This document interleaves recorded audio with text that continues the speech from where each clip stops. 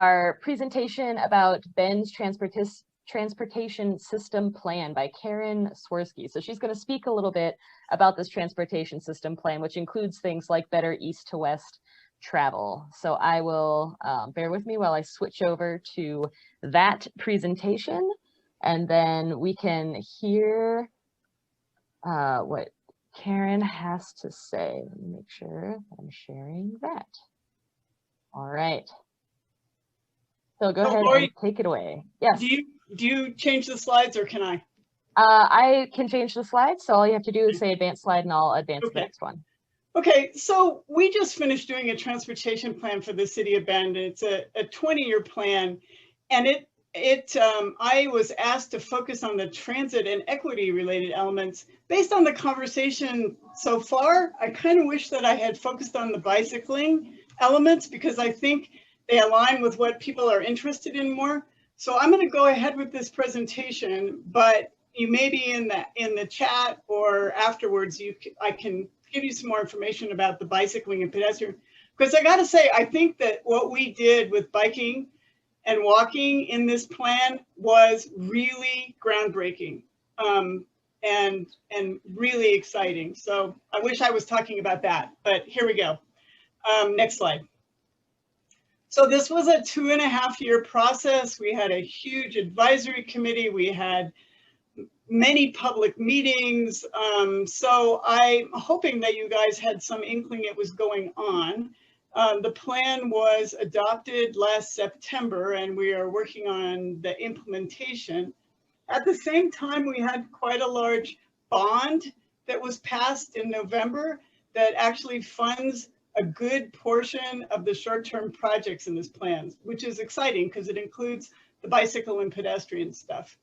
Next slide. So there were 7 overall goals. I'm not going to read these to you, but you can see that the goals kind of encompass everything that we've been talking about. We want our system to be equitable, to be safe, to be fundable, to be environmentally sound, to increase the capacity for everybody, you know, all the good things, right? So the question is, you can have all these wonderful goals. How do you actually do that? Next slide. So the plan is chock full of policies. We have safety, mobility, equity, technology, transit, transportation and demand management, bicycle and pedestrian funding, environmental. Today, I'm going to focus on equity and transit because that's what I was asked to. If you're interested, I certainly encourage you to go to the plan. I have a link at the end and look at all the other stuff. So next slide. The equity discussion was really, really interesting to me because it's the first time for the city of Bend that one of our long-range plans, and we're required to have quite a few, the advisory committee that I was working with made a point of the fact that they thought that this plan had to full-on address equity and transportation. And this was the statement that they came up with. Many, many hours of wordsmithing in this. You could go on and on. But what I like about it is that it addresses both ends of the equity issue in transportation. One is that populations that are underserved tend to continue to be underserved. And the other is that we tend to put, like Diane was talking about in her presentation, we tend to put the nastier parts of transportation in the neighborhoods that are the least likely to protest them. So we put our freeways through poor neighborhoods. And so what we wanted to do is have policies that recognize that, and then to work forward on how to make our plan actually address that with projects. So the next slide is our action item. And the first thing that we want to do is figure out where folks are and understand what they need.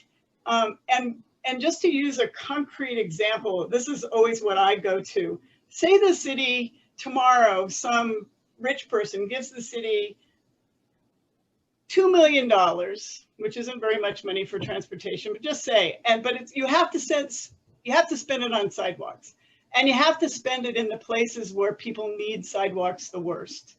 Well, we don't really know where those are very well. We have a lot of people who work for the city who understand the city well and can come up with ideas about where these projects might go. But we don't have any systematic and transparent way to say, here's our priority areas to target these kinds of projects. So we would really like to do this work. And this is in our short-term project list. Next slide. We also have a high recognition that transit's really critical. The weird thing in Bend is that the city is not the transit provider. And you're going to hear from Andrea Bro in a little bit, and she works for Cascades East Transit, who is the transit provider. However, transit uses our system.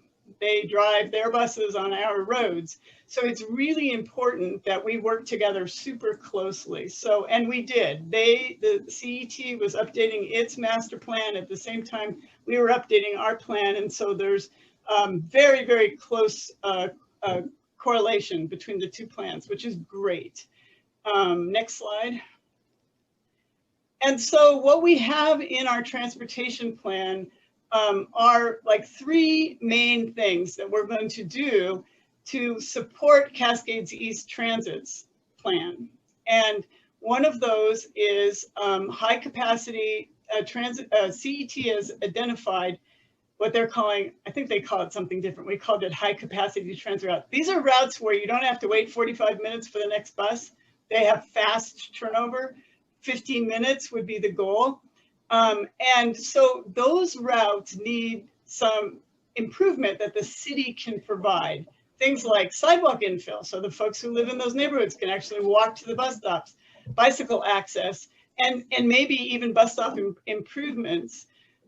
We also know that as we upgrade our traffic signals, which is part of our plan, to make them smart, which means that they have the technology in them to recognize a corresponding bit of technology that's in the bus, so they can hold the green light, so they can make those 15-minute headways. It's really important.